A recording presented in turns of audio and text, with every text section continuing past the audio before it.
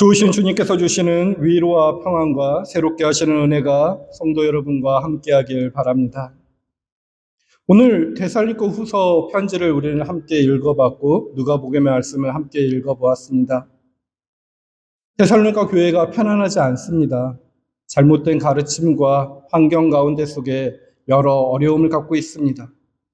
그런데 그러한 가운데 16절에 우리를 사랑하시고 은혜로운 영원한 위로와 선한 소망을 주시는 우리 하나님, 우리 아버지, 그리고 우리 주 예수 그리스도께서 하면서 그들에게 영원한 위로와 선한 소망이 있음을 밝히고 있습니다. 오늘 이 말씀을 들으면서 여러분들에게는 이러한 동일한 영원한 위로와 소망을 갖고 계시다고 생각하시나요? 한번 곰곰이 되짚어 보십시오. 여러분들에게 소망과 위로는 무엇인가요? 많은 세상 사람들에게 물어보면 영원한 소망과 위로는 다 물질적인 것일 것입니다. 여러분들은 그들에게 어떠한 영원한 위로와 소망을 선포하고 말씀하고 그 영원한 위로와 소망 때문에 이 세상을 살아가고 계신다고 생각하시나요? 오늘 우리는 그것을 한번 생각해 봐야 됩니다. 도대체 어떠한 영원한 위로와 소망일까? 그런 것은 없다면 우리는 참 세상적인 지식으로만 살아가서 하나님마저도 잘못 판단하고 부활에 대한 하나님의 복음도 우리는 잘못 판단할 수 있습니다. 그 대표적인 모습이 오늘 복음서에서 사두개의 사람들이 보여줍니다. 사두개의 사람들 보십시오. 어떤가요? 예수님을 찾아옵니다. 종교적인 열심이 있는 사람들입니다. 모세오경의 권위를 아주 높여놓았던 사람들입니다. 하지만 눈에 보이지 않는 결과 이 부활은 부정했던 사람들입니다. 어떻게 정치화된 제사장의 그룹의 사람들이라고 표현할 수 있죠. 그러니 예수께 와서 한번 예수를 시험해 보는 겁니다. 부활이 정말 있냐고. 거짓된 소망과 위로를 주는 것이 아니냐고 하면서 시비를 거는 중이죠. 그래서 그 부활 신앙이 터무니없음을 보여주려고 유대 사회에 그대로 있었던 한자로 하면 수혼법이라고 하는데요. 자녀가 없는 형이 죽으면 그 동생이 형수를 취해서 자녀를 갖게 해서 그 가문의 대를 잇게 하는 법이 있습니다. 이스라엘 사람들은 그 법을 지켰죠. 그래서 아주 외회적인 칠형제가 다 죽은 사건을 예를 들면서 예수님께 질문을 던집니다. 33절이 그 질문의 핵심인데요. 일곱이 다 그 여자를 취했으니 부활할 때 그 중에 누구의 아내가 되겠습니까? 하며 질문을 던진 것입니다.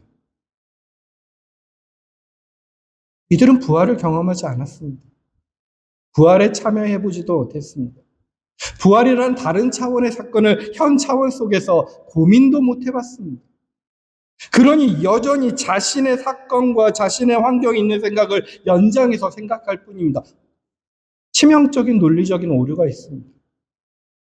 그냥 그들의 입장 속에서 논리적으로 반박한다면 그들은 수혼법의 본질적인 목적을 무시했습니다.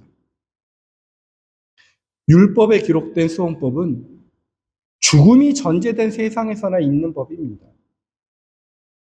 아들이 없이 대가 끊긴 것을 막고 죽은 자의 생명력을 후손을 통해 이어가게 하려는 그러한 인도적인 약자 보호법이었는데 부활은 죽음이 극복된 세상을 말하는 것입니다. 여러분들도 부활에 대한 세상을 계속해서 한번 생각해 보십시오. 여러분이 가지고 있는 경험과 가치관 속에서 확장된 세계인지 아니면 하나님의 부활된 세계를 한번 맛보고 부분적으로 알고 있는지 한번 정확하게 구별해 보십시오. 영원히 죽지 않는 세상에서 대가 끊기를 염려가 없이 자녀를 낳을 필요가 없습니다. 남편의 이름과 유산을 이어줄 상속자도 필요 없는 것이 부활에 대한 세계입니다. 그럼에도 불구하고 사두개인들은 죽음이 없는 세상에 죽음 때문에 만들어진 율법을 억지로 투사하여서 부활의 놀라운 사건을, 부활에 대한 놀라운 참여의 사건을 조롱하고 있는 것입니다. 혹시 우리의 신앙 가운데 속에서도 그러한 모습이 있을 수 있습니다. 두 번째, 그들은 영원한 관계를 소유의 이분법으로 환원했습니다. 소유냐 아니냐고. 사두개인들은 부활 후에도 지상의 결혼 관계, 그 소유권처럼 영원히 이어진다고 생각했습니다. 세상의 차원이 부활의 차원까지 이어진다고 생각한 거죠. 그러지 않을 것입니다. 전혀 다르게 일어납니다. 그런데 그들의 지식은 개념적인 지식에 머물러서 하나님의 관계마저도 누구의 아내인가, 누구 것인가, 이러한 이분법적인 소유의 논리로 환원하려고 했습니다. 하나님의 사랑의 궁전, 하나님의 사랑이 있음에 대한 영원한 진리를 나만의 독점적인 소유로 유한한 인간의 욕망 속에 가두려는 모습이 사두개인들에게 있었던 것입니다. 이 사두개인의 모습이 예수님과 이 신학적인 논쟁이 2000년 전의 사건으로 끝나지 않습니다. 오늘 우리에게도 있습니다. 신앙생활하면서 하나님 저를 축복해 주십시오라고 했을 때 나만의 것으로 소유했을 때 이 사두개인의 모습과 똑같은 논리로 서 있는 것입니다. 저희 가족만, 저희 교회만 구원하시는 분이라고 독점하는 순간 잘못된 하나님을, 죽은 하나님을 만들어내는 것과 마찬가지입니다. 독점적이고 소유적인 그 이분법에 갇힌 사람들은 신앙의 본질을 놓치고 죽은 지식에 사로잡혀 있는 것이라는 것입니다. 제 말이 좀 잘 이해가 되지 않을 수 있을 겁니다. 우리들의 지식에 대해서 제가 몇 번 설명해 드렸는데 우리들의 지식은 두 가지로 나눌 수 있습니다. 어떤 비참여적인 지식, 그냥 정보만 아는 지식, 아니면 참여적 지식, 관계를 맺어서 얻는 지식이 있을 수 있습니다. 어떤 아이와 엄마나 할머니와 같은 사람과 찍은 사진이 있다고 한번 상상해 보십시오. 우리는 그 사진을 보면서 이 아이에 대해서 충분히 말할 수 있는 것들이 많이 있습니다. 그 사진을 보면서 아이가 어떤 옷을 입었는지, 피부색은 어떤지, 머리 색깔은 어떤지, 그리고 표정을 보면서 즐거워하는지, 우울해하는지, 그 옆에 있는 사람의 나이를 측정해서 이 사람이 여자이기 때문에 어머니인지 할머니인지, 그리고 두 사람의 관계 속에서 손을 잡았는지 함께 하는지 하면서 그 두 사진의 내용을 보고 여러 가지 지식의 내용들을 보고서를 작성할 수 있습니다. 정말 그런 보고서를 잘 쓰는 사람은 책 한 권도 쓸 수 있을 겁니다. 그런데 그렇게 써놓은 게 그 여자애를 잘 아는 것일까요? 겉모습만 잘 알고 있지 그 여자애를 대상화시켜 놓고 이분법적으로 세상의 경험적으로 판단하여서 그냥 그 여자에 대한 판단에 대한 근거들만 나열해 놓은 것입니다. 그 여자와 아무런 참여가 없고 관계가 없는 것입니다. 철저히 분석하고 계산함으로써 이 여자아이의 모든 것을 안다고 착각하는 것입니다. 위험한 지식입니다. 근데 이게 신앙에서도 우리에게 적용될 때가 있습니다. 하나님의 관계마저도 내가 무엇을 행하고 얼만큼 현금했으며 내 사업이 얼마나 성공했는지 같은 현세적인 데이터로 계산하려고 합니다. 관계를. 하나님을 관찰과 분석의 대상으로 만들 때 우리는 하나님과의 사랑의 관계 속에 참여하지 못하고 결국 경직된 판단과 죽은 지식만을 얻게 됩니다. 따지는 사두개인처럼 말입니다. 하나님을 대상화하는 순간 살아계신 하나님은 우리에게 우상처럼 죽은 하나님이 되어버릴 것입니다. 그런데 참여적인 지식을 생각해 보십시오. 이 지식은 대상을 나와 분리하는 것이 아닙니다. 사진 속의 여자아이를 보는 것이 아니라 그 여자아이와 함께 살아가는 것입니다. 삶 속에서 느끼는 그 지식이라는 것입니다. 어머니로서, 할머니로서 그 여자와 살아가는 사진의 한 장면이 아니라. 근데 하나님은 우리에게 이렇게 말했습니다. 사도행전 17장 28절에 우리가 그분 안에서 살고 움직이고 존재할 수 있는 관계라 증언하셨습니다. 관계적인 지식은 교감하는 것입니다. 그리고 하나됨을 추구합니다. 하나님과 교감하고 하나님과 하나됨을 지향하게 되면 우리들이 죽은 지식 정보를 남는 것이 아닙니다. 부활에 대한 논리를 거꾸로 추구하는 것이 아니라 부활의 세계를 경험하게 되어 있고 영원한 생명을 느낄 수 있게 되는 것입니다. 근데 우리의 문제는 이 영원하고 참여적인 하나님을 유한하고 이원적인 비참여적인 지식 안에 계속 가두어 놓고 있다는 것입니다. 나도 모르게 사두개이처럼. 그냥 이런 실수를 너무나 반복하고 있습니다. 바로 이런 인식적인 오류가 부활의 진리에 그 본질적인 근원에 맞닿지 못하는 것입니다. 그런데 이러한 우리를 하나님은 예수님은 끝까지 사랑하시는가 봅니다. 사두개인들이 이런 어리석은 질문을 했는데 예수님은 차근차근 설명해 주십니다. 우리들의 인식론적인 그 한계를 뚫고 영원한 생명의 새로운 질서를 예수님은 단호하게 선포해 주십니다. 예수님의 답변은 이 부활이 단순한 지상의 연장이 아니라 아주 존재론적인 질적인 환원이 일어난 것을 선언하고 계십니다. 그것을 한번 같이 살펴보겠습니다. 오늘 복음서의 20장 34절 36절 말씀을 한번 보십시오.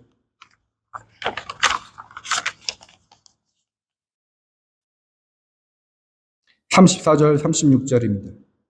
예수께서 그들에게 말씀하셨다. 이 세상 사람들은 장가도 가고 시집도 가지만 저 세상과 죽은 사람들 가운데서 살아나는 부활에 참여할 자격을 얻은 사람은 장가도 가지 않고 시집도 가지 않는다. 그들은 천사와 같아서 더 이상 죽지도 않는다. 그들은 부활의 자녀들이므로 하나님의 자녀들이다라고 표현합니다. 여기에 있는 이 존재적인 그 동사의 단어들을 한번 밑줄 그어놓고 한번 깊이 묵상해 보십시오.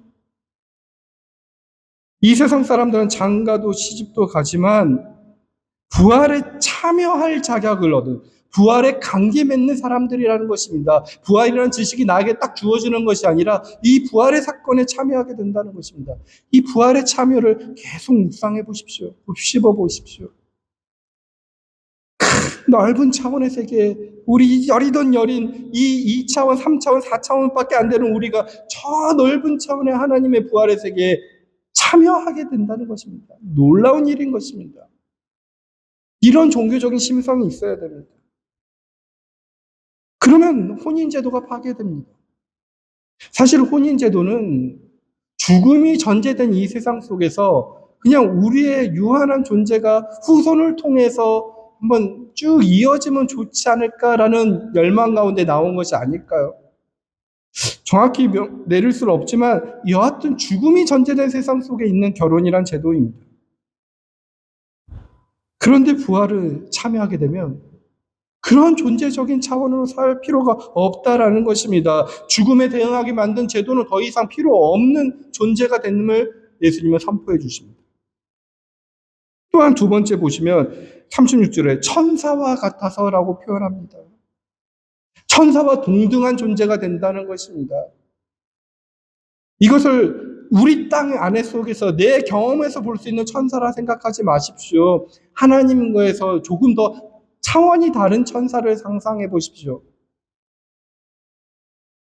이 차원으로 세계관을 바라보는 사람은 4차원을 다 점과 선으로밖에 생각할 수 없지만 분명히 다른 세계가 있는 것입니다. 그런데 우리를 그러한 고차원적으로 이끌어 주신다는 것입니다. 이제 동등한 차원으로 이끌어 주신다는 것입니다. 그러한 차원에서는 지상에서의 인간으로서 경험하는 잠정적인 불행, 행복, 본능적인 욕구, 여기에 얽매이지 않게 되는 것입니다. 우리가 추구해야 될 것이 더 높은 차원에 있는 것, 더 하나님과 연결되는 것, 생명의 궁극적인 차원과에 연결되는 것입니다. 영원한 생명에 목말라 하게 되는 것입니다. 영원한 선에 목말라 하게 되는 것입니다. 그 감수성을 키워봐야 됩니다. 세 번째, 하나님의 자녀들이다 선포하는 것입니다. 부활한 자들, 부활한 자의 자녀가 된다는 것입니다. 지상에서는 피를 통해서 자녀의 관계를 맺었듯이 부활의 세계에서는 생명을 주는 하나님과의 직접적인 관계를 통해 자녀가 된다는 것입니다. 하나님의 관계성이 있다는 것입니다. 하나님과 관계가 된다면 그 순간은 죽음마저도 끊을 수 없는 영원한 생명을 부여받게 된다는 것입니다. 예수님은 부활의 세계가 지상의 세계가 연장되어서 시간이 끝없이 연장된 것을 선언한 것이 아닙니다. 지금 모든 것을 초월해서 새로운 질서, 새로운 하나님과의 관계로 우리를 이끌어진 사건을 선포하고 계신 것입니다. 우리 그리스도인들은 그 사건에 집중해 봐야 됩니다. 예수님은 이 부활의 논리를 사두개인들이 가장 신성시 여기는 모세오경의 한 내용으로서 설명합니다. 37절을 보십시오. 죽은 사람들이 살아난다는 사실은 하면서 그 사실은 하면서 모세도 가시떨기나무 이야기에 나오는 대목에서 보여주었다라고 합니다. 죽은 자들의 하나님이 아니라는 것을 보여준다는 것입니다. 모세가 떨기나무에서 하나님을 만나는 이 출애굽기 3장의 장면을 누구라도 다 알고 있는 이스라엘 사람들은 알고 있는 내용입니다. 이때 하나님은 분명히 자기 선언을 했다고 합니다. 아브라함의 하나님, 이삭의 하나님, 야곱의 하나님이라고 불렀답니다. 근데 마치 그 사람들이 하나님과 그 죽음 이후에 그 사람들과의 관계를 맺지 않는다면 하나님은 절대 틀린 말, 거짓말하지 말아야 되기 때문에 나는 아브라함의 하나님이었다. 과거형으로 말씀하셔야만 합니다. 그런데 출애굽기 속에서도 그리고 여기 예수님이 전하는 말씀 속에서도 우리가 지금 한국말로는 동사가 잘 보이지 않지만 히브리어는 분명하게 동사의 시제가 정확하게 보입니다. 어미 속에서. 나는 아브라함의 하나님이다 라고 현재형으로 선언합니다. 나는 이삭의 하나님이다. 나는 야곱의 하나님이다 라고 하면서 예수님은 존재론적인 해석을 보여주고 있는 것입니다. 하나님의 상속을 통해 후손에 이어지는 유산이 아니며 죽은 자의 하나님이 아니고 살아있는 자의 하나님이신데 모두가 살아있는 자라는 것입니다. 하나님 안에서. 우리의 세계관으로 바라보지 말라는 것입니다. 하나님에게는 모든 사람이 살아있다라는 것입니다. 이 마지막 단어, 모든 사람은 하나님과의 관계 속에서 살고 있다. 모든 사람은 하나님에게서 살아있는 사람이다 라는 내용을 이번 한 주 깊이 묵상해 보십시오. 부활의 세계가 하나님이 나라는 존재가 다르게 느껴질 수 있습니다. 우리는 그 영적인 감수성이 중요합니다. 이 선언은 우리의 생명이 시간에 전적으로 의존하는 잠정적인 것이 아님을 증언하는 것입니다. 우리의 생명이 단순히 숨쉬는 생물학적인 현상에 머무르지 않다라는 것입니다. 생명, 영원한 생명은 하나님과의 관계 속에만 있다라는 것입니다. 그 관계는 죽음으로 결코 끝날 수 없는 영원한 생명의 관계라는 것입니다. 아브라함이 수천 년 전에 죽었더라도 하나님 관계 속에서는 지금도 살아있는 존재라 선언하는 것입니다. 이것을 깊이 묵상해 보십시오. 하나님에게는 모든 사람이 살아있느니라 라고 표현될 수 있습니다. 이 선언 생각해보면 우리가 그 선언을 받아들일 수 있는 조건을 만드는 것이 아닙니다. 하나님의 일방적인 선언입니다. 그런데 사두개인들은 이 관계를 자신의 지식 안에서 이분법적인 소유 언역 속에서 소유하려고 했으니 도저히 깨달을 수 없었던 것입니다. 데살로니가 교회가 흔들렸던 것은 그러한 이분적인 사고로서 예수님의 재림의 때를 판단하려고 했고 그것을 호도하였으니 사람들이 흔들렸던 것입니다.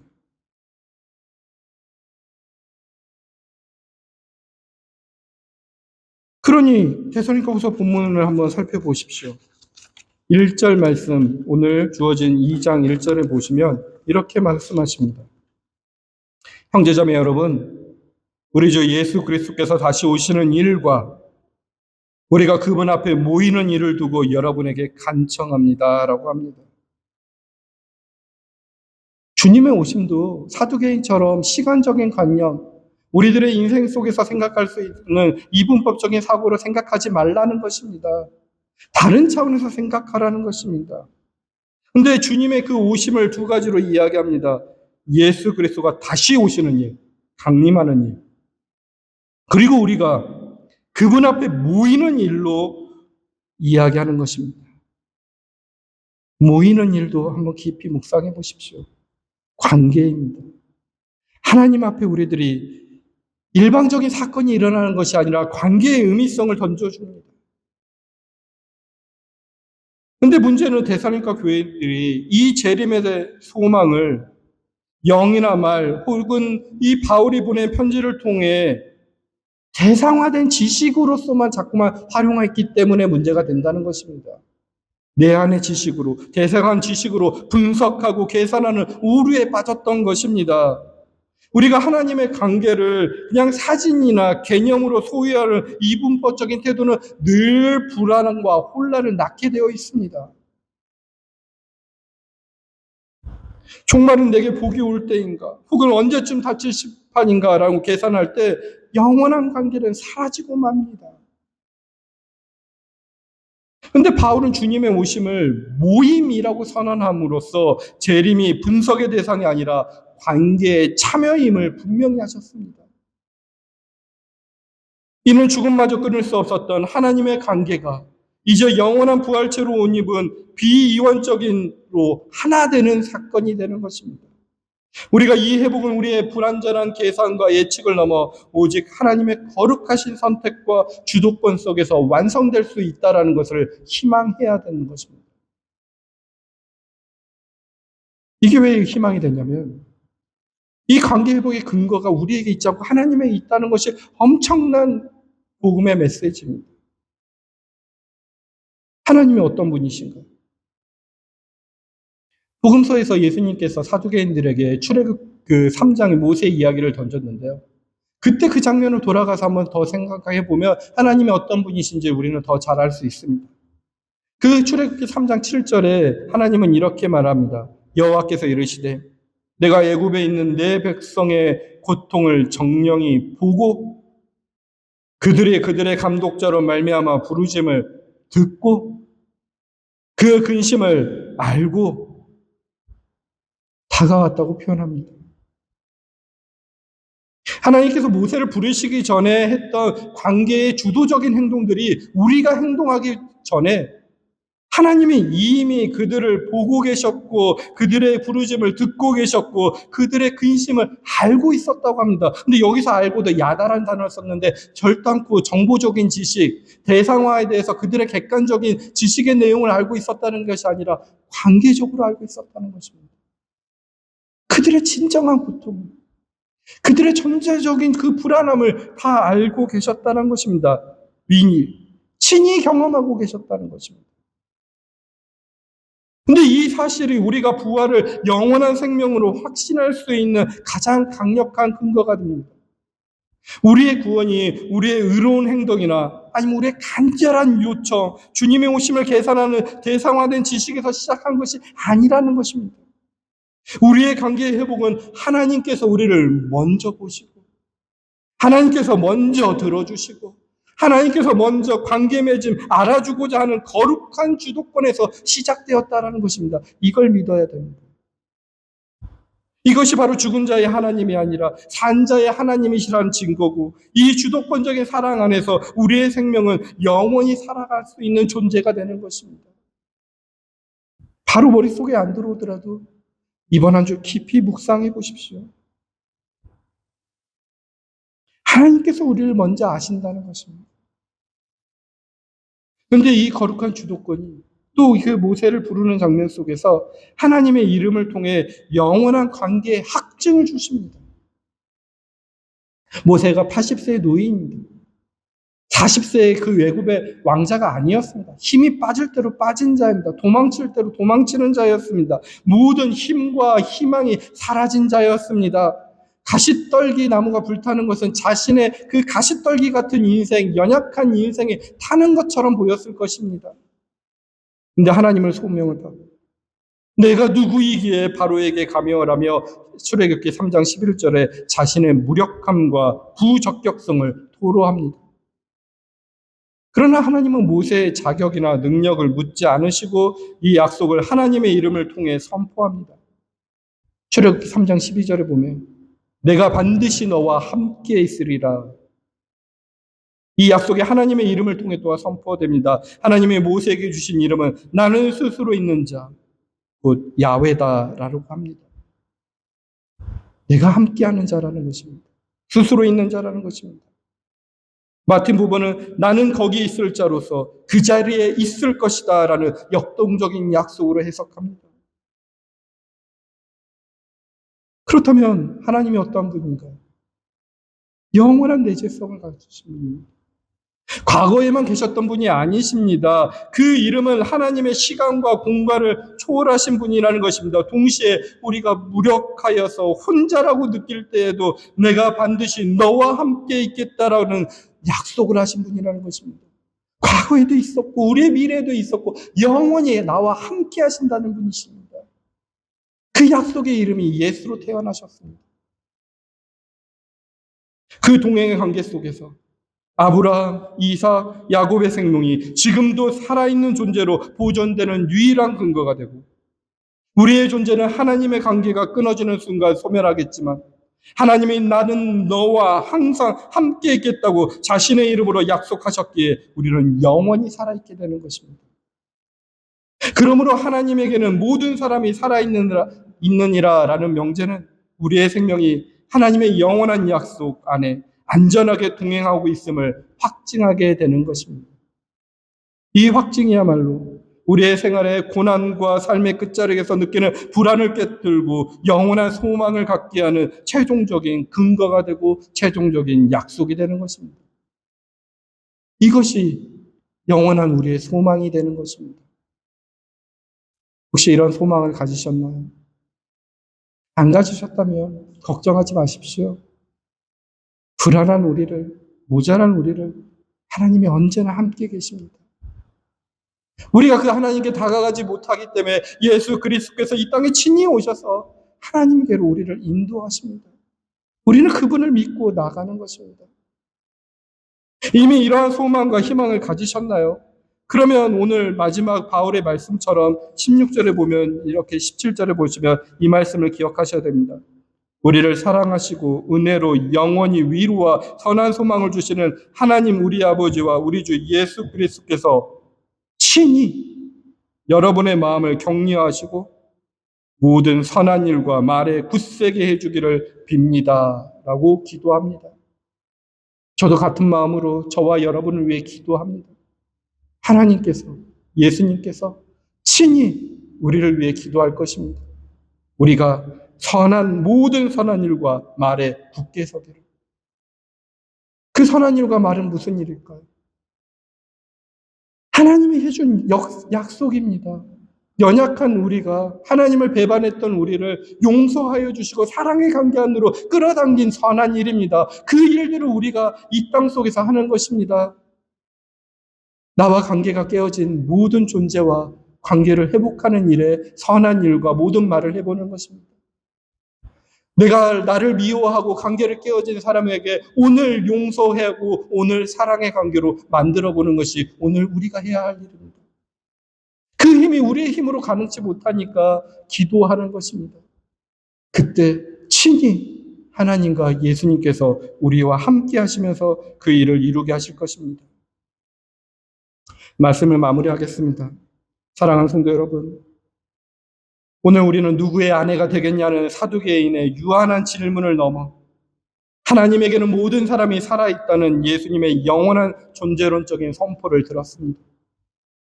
우리의 생명이 시간과 죽음의 소멸에 갇히지 않고 영원히 살아있는 존재가 된 것은 우리가 하나님과의 관계를 우리의 대상화된 지식이나 현세적인 노력으로 통제했기 때문이 아니라는 것입니다. 우리의 영원한 생명은 오직 너희의 고통을 이미 알고 먼저 찾아오신 하나님의 거룩한 주도권과 내가 너와 항상 함께 있겠다는 영원한 동행의 약속에 뿌리를 두고 있습니다. 그 약속의 실체화가 되신 예수 그리스도의 십자가의 사건과 부활에 있습니다. 이 영원한 위로와 좋은 희망에 응답하는 저와 여러분이 되길 바랍니다. 그래서 오늘 부활을 경험하시길 바랍니다. 어제까지 우리의 마음을 붙들었던 증오와 원한이 오늘의 용서와 사랑으로 바뀌는 순간마다 우리는 이미 영원한 생명을 경험한 것입니다. 우리의 삶이 곧 살아계신 하나님의 증언이 되는 것입니다. 하나님은 우리의 지식이나 분석이 아닌 함께 울고 웃는 삶의 현장에 참여하기를 원하십니다. 하나님에게는 모든 사람이 살아있다는 이 놀라운 진실에 우리 모두 우리에게도 하나님은 살아있습니다라고 담대히 응답하며 선한 일과 좋은 말로 부활 생명을 선포하는 관계 속의 삶을 살아가는 저와 여러분이 되기를 주님의 이름으로 기도드리고 축원드립니다. 살아계신 하나님, 오늘 저희는 사두개인들처럼 누구 것인지를 따지는 소유의 논리와 죽음이 전제된 세상의 유한한 조건들 속에서 주님의 거룩한 부활 생명을 억지로 구겨 넣으려고 하는 연약한 존재들입니다. 그러나 저희가 이미 이 연약한 존재들 고통을 보고 듣고 친히 알고 찾아와 주신 주님의 사랑에 오늘도 무릎을 꿇습니다. 또한 내가 반드시 너와 항상 함께 있겠다는 영원한 동행의 약속을 믿습니다. 이 영원한 관계가 저희의 존재의 유일한 근거임을 확신하오니 이제는 하나님에게는 모든 사람이 살아있다라는 진리를 저희들의 삶을 통해 증언되게 하옵소서. 부족한 자를 사용하여 주시고 끊임없이 선한 말과 행동으로서 증언하는 삶으로 우리에게도 하나님이 살아있습니다라고 외치는 산 증인들이 될 수 있도록 은혜 내려 주시고 붙들어 주시옵소서. 저희에게 영원한 위로와 좋은 희망을 주시는 예수 그리스도의 이름으로 기도합니다. 아멘.